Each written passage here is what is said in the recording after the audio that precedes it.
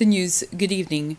Representatives of the Seychelles Fishing Authority held a meeting at Baie-Sainte-Anne with fishermen on Pralin this weekend.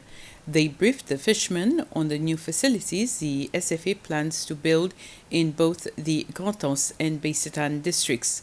The projects are expected to start in June in Baie-Sainte-Anne, and in Grand-Anse it will start during the last week of May. Projects in both districts are expected to be completed within 6 months. During the meeting, details of the projects were presented to fishermen from the two districts. Just give me a brief account on today's meeting. Today the purpose of the visit was to engage with the fishermen, the stakeholders, all the representatives of both districts, because we wanted to show them what the project would look like and all the facilities and the timelines we wanted to achieve.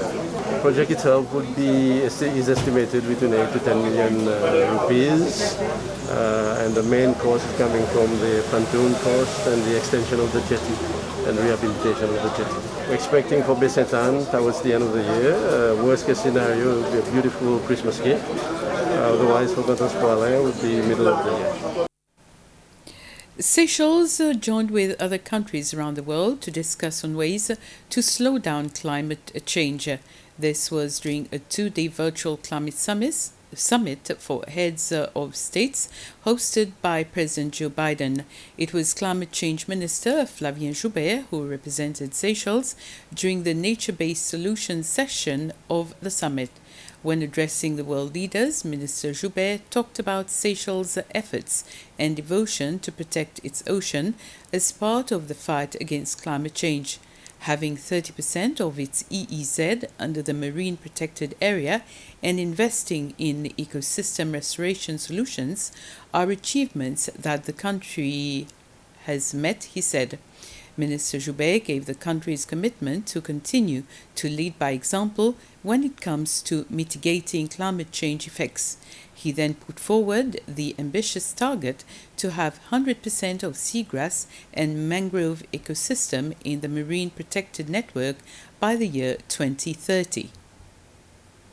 We are dedicating a whole chapter of our NDC to ocean climate action and blue carbon as nature-based solutions to climate change. Our revised and ambitious NDC is looking at seagrass meadows, coastal wetlands, and corals, which are critical carbon sinks known as blue carbon ecosystems and as nature-based climate solutions.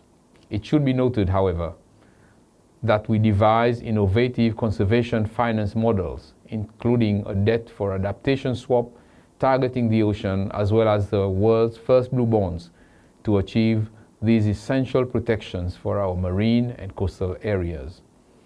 We are putting in place protections including, but not limited to, the ongoing marine spatial planning process and marine protected area network for at least 50% of Seychelles seagrass and mangrove ecosystems by 2025 and 100% of seagrass and mangrove ecosystems by 2030, subject, of course, to external support.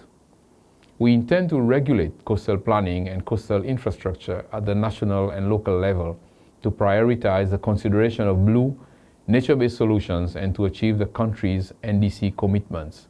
Ocean conservation is a key priority for our government as we look to address the climate crisis. Et tapis piesté is the theme of a new book by local artist Robert Modo. The book is a collection of short Creole stories. It was launched during a short ceremony at the National History Museum on Friday to coincide with the International Day of Books and Copyright. The book is the first to be financed by the National Fund for Arts and Culture, which was also launched during the ceremony. This is not the first book that Mr. Modo has written.